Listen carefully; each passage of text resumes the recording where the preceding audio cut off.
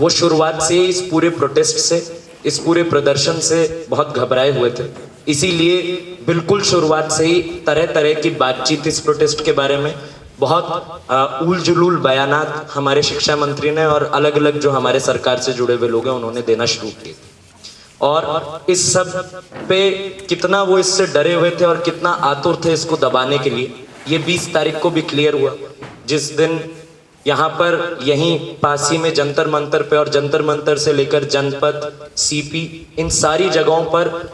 दोपहर से लेकर शाम तक, शाम को 7:30-8 बजे तक पुलिस ने बड़ी संख्या में टीयर गैस के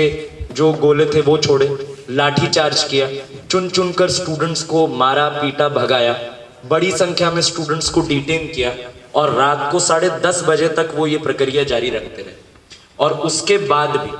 20 तारीख को सरकार को एक बार के लिए शायद ये जरूर गलतफहमी हुई होगी कि 20 तारीख के लाठी चार्ज के बाद, 20 तारीख के रिप्रेशन के बाद स्टूडेंट्स डर जाएंगे, लेकिन इसका उल्टा रिएक्शन हुआ। जितना ज्यादा उनकी तरफ से रिप्रेशन था,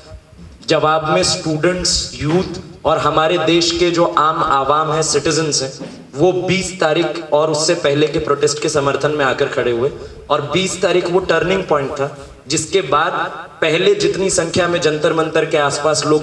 जुट रहे थे, उससे कई गुना ज्यादा बड़ी संख्या में हर दिन वहां जुटना शुरू हुए और एक माहौल बनना शुरू हुआ जहां पर धर्मेंद्र प्रधान के इस्तीफे से आगे निकलकर वास्तव में जो सरकार इन सारे पेपर लीक्स के लिए जिम्मेदार है और जो जिम्मेदार थी पैलेट गन्स के लिए, जो जिम्मेदार थी लाठी चार्ज के लिए, जो जिम्मेदार थी टीयर गैस के लिए, उस सरकार पर सवाल और सीधा हमारे प्रधानमंत्री और जो हमारे गृह मंत्री थे उन पर सवाल उठाना स्टूडेंट्स ने शुरू किया।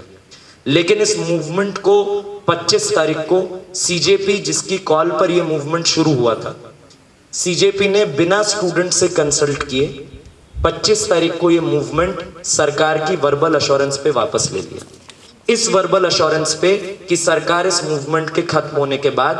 कोई भी एफआईआर नहीं करेगी, कोई रिटेलिएटरी एक्शन नहीं लेगी और जो पुलिस के लोगों ने मारपीट की है, गुंडई की है, सेक्सुअली हरेस किया है स्टूडेंट्स को, पैलेट गन्स का इस्तेमाल किया है, इस सब पर जांच बैठाएगी। उस दिन से हम लोगों ने, जिस दिन ये बातचीत शुरू हुई थी 25 तारीख को, प्रोटेस्ट साइट पे हम लोगों ने ये कहना शुरू किया था कि इस तरीके से वर्बल अश्योरेंस पे ये मूवमेंट वापस लेना मिस्टेक होगी। और उस दिन के बाद से जो कुछ हुआ है, 25 तारीख के बाद से आज हम लोग 1 तारीख को यहाँ खड़े, बिहार में जो 300 से 400 स्टूडेंट्स को अरेस्ट किया गया, उन पे एफआईआर्स की गई। वेस्ट बंगाल और असम में बिल्कुल रिलीजन के बेसिस पे भी प्रोफाइल करके जो इतने सारे स्टूडेंट्स को पनिश किया गया। दिल्ली में जो एफआईआर सोशल मीडिया पेजेस पे की जा रही हैं और जो पूरी की पूरी पुलिस की टोन है, उससे ये जाहिर तौर पर दिख रहा है कि पुलिस अब आगे चल के और भी लोगों पर इस तरह की एफआईआर्स लगाएगी, इस तरह की कार्रवाइयां करेगी, उनको जेल में डालने की कोशिश करेगी। क्योंकि ये जो मूवमेंट था, इसने 25 तारीख को इस्तीफे के साथ एक बहुत बड़ी सिंबॉलिक विक्ट्री गेन की। ये सरकार, जो सरकार इस तरह का दम भरती थी कि हमारे यहाँ पर किसी तरह के इस्तीफे नहीं दिए जाते, कि हमारे यहाँ पर हम डिसाइड करेंगे कि कौन हमारा मंत्री बनेगा और कब हटेगा, जो सरकार स्टूडेंट से बात करने के लिए या किसी भी मूवमेंट से बात करने के लिए कभी तैयार नहीं होती है, उस सरकार के मंत्री को इस्तीफा देना पड़ा। और मोदी जी और जो पूरी की पूरी हमारी भाजपा सरकार है, उसकी जो एक ऑरा बिल्ड की गई थी कि ये किसी के सामने झुकते नहीं है, ये किसी के प्रति जवाबदेह नहीं है, ये मीडिया के आकर जवाब तक नहीं देते हैं, उनको ना सिर्फ इस्तीफा दिलवाना पड़ा अपने मंत्री का, बल्कि रोज इंस्टाग्राम पे, अभी कल ही शाम रात को वापस वो इंस्टाग्राम लाइव करके गए, इंस्टाग्राम पे लाइव करना उन्होंने शुरू कर दिया। उनकी जो औरा है कि इनको कोई डिफीट नहीं कर सकता, वो भी पूरी तरह से टूट गई। लेकिन हमको ये भी समझना होगा, इस सिंबॉलिक विक्ट्री की वजह से सरकार बिल्कुल हड़बड़ाई हुई है और इसलिए अलग अलग लूप होल्स निकाल के, जितने कानूनी तरीके और एक्स्ट्रा कानूनी तरीकों से वो लोग अब स्टूडेंट्स को प्रताड़ित कर सकते हैं, एक आतंक का माहौल बना सकते हैं कि दोबारा स्टूडेंट सड़कों पर ना निकलें। दोबारा ये जो इतनी बड़ी संख्या में स्टूडेंट्स ने हिम्मत की थी बाहर निकलने की, खुद को एक्सप्रेस करने की, नए नारे गढ़ने की, नए गीत गढ़ने की, इस तरह की कोशिश ना हो, इसलिए सरकार जो है वो ये सारे चीजें कर रही है। वो एक तरफ ये कह रही है कि जिन पर पहले से सुप्रीम कोर्ट का जो आदेश है उसका हवाला देते हुए कि जिन पर पहले से क्रिमिनल एंटीसीडेंट जिनका है उन लोगों पर हम लोग कार्रवाई अभी भी करेंगे। लेकिन हम लोग जानते हैं कि क्रिमिनल एंटीसीडेंट की अगर बात की जाए तो पहला तो ये कि ज्यादातर जो लोग प्रोटेस्ट करते हैं, ज्यादातर स्टूडेंट एक्टिविस्ट्स अलग अलग प्रोटेस्ट में हिस्सा लेते हैं, उन पर कोई ना कोई क्रिमिनल एफआईआर पुलिस करती ही है।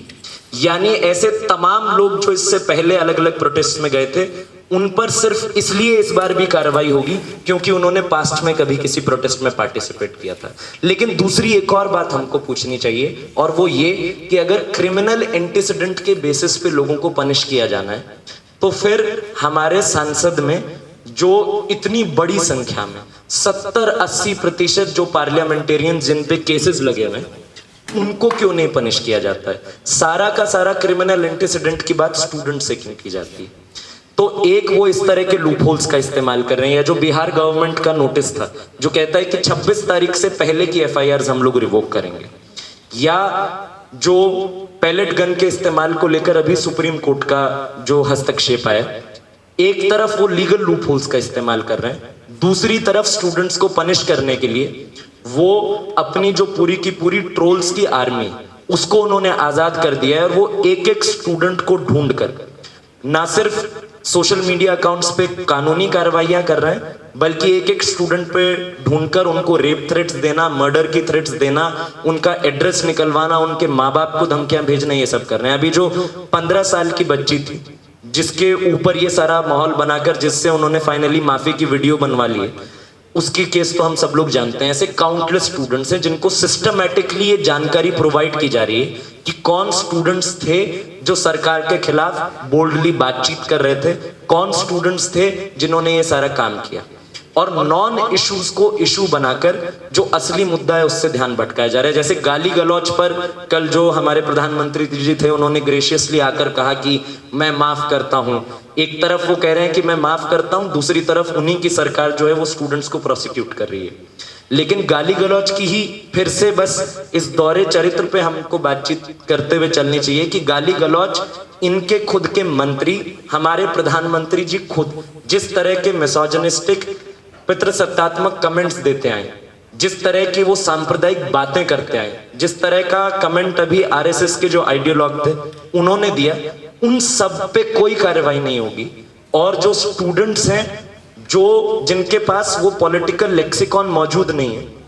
और कहां से मौजूद होगा, वो पहली बार प्रोटेस्ट करने हैं। वैसे ही हमारे समाज में प्रोटेस्ट का कल्चर ही समाप्त करने की कोशिश की गई है हमारी सरकार के द्वारा। तो उन स्टूडेंट्स ने जो कुछ बोला है उसको फोकस बना के असली मुद्दे को हटाने का उनका प्लान है। इस सब चीज के रिस्पॉन्स में एक तो जो अलग अलग आज वक्तागण हैं वो बातचीत रखेंगे पूरे रिप्रेशन पे, और जो पैलेट गन का मुद्दा है इस पे हमारे बीच सुप्रीम कोर्ट के जो सीनियर एडवोकेट हैं कॉलिन गोंजाल्विस, वो अभी कुछ ही देर में हमारे बीच आएंगे। वो एक पिटीशन पैलेट गन के इस्तेमाल को लेकर दायर कर रहे हैं, वो पिटीशन भी हम आप लोगों के बीच सर्कुलेट करेंगे, वो इस पे बातचीत रखेंगे।